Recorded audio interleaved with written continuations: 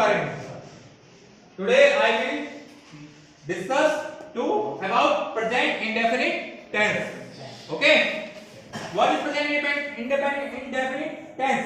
Present indefinite tense क्या होता है? अनिश्चित वर्तमान काल। ठीक है, बात वर्तमान काल की है लेकिन वो डेफिनिट नहीं है।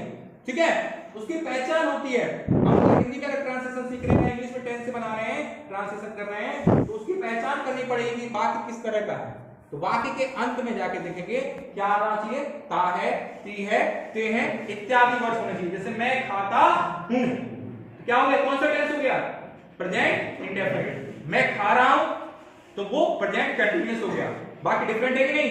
एक में आ रहा है ता है, मैं खाता हूं, और मैं खा रहा हूं, यानी प्रोग्रेसिव है। प्रेजेंट प्रोग्रेसिव टेंस बताया था ना, जिसमें काम जारी है। मैं अभी खा ही रहा हूं, मैं खा रहा हूं, मेरा काम जारी है।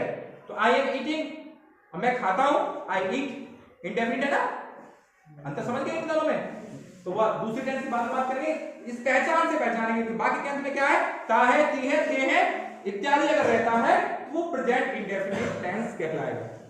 ठीक है, पहचान लोगे बाकी को किसी में?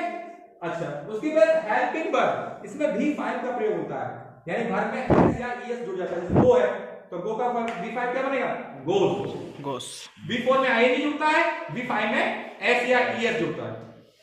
ठीक है, लेकिन उसमें भी कंडीशन है, कहीं पे V5 आएगा, कहीं पे V1 आएगा, वो मैं क्लियर करता हूं। यहां पर रूल आ गया, अगर असर्टिव सेंटेंस है तो उसमें V5 आएगा और कहीं पर नहीं आएगा। उसमें भी शर्त है कि V5 किसके साथ लगेगा? ही, सी, इट, नेम और सिंगुलर। यहां सिंगुलर लिखेगा, ही, सी, इट, नेम, सिंगुलर। नेम मतलब एक नाम होना चाहिए। अगर दो नाम होंगे तो राम एंड श्याम, प्लूरल हो गया ऑटोमेटिक। तो प्लूरल किसमें आ गया? वो आ गया नेगेटिव, उसमें आई, वी, यू दे, यानी फर्स्ट पर्सन और सेकंड पर्सन। पर्सन जानते हो कि नहीं?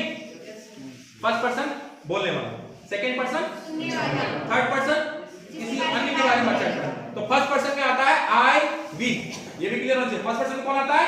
आई, याद कर लेना। सेकंड में यू, और थर्ड में ही, सी, इट, नेम। ये बार-बार काम आएगा। ये मैंने यहां पर डायरेक्ट लिख दिया था, ही, सी, इट, नेम लिख दो या थर्ड पर्सन लिख दो, इसलिए ब्रैकेट लगाया।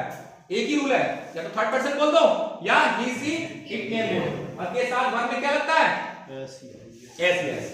राम जाता है, क्या बनेगा? राम गोज। क्यों पूछूंगा मैं खड़ा हूं, क्या बनेगा? राम जाता है। हाँ बोले राम जाता है, तो बोले राम खाता है। राम जाता है क्या बनेगा? इंग्लिश बोलो। इंग्लिश एकदम जमाई ले रहा है, सो रहा है।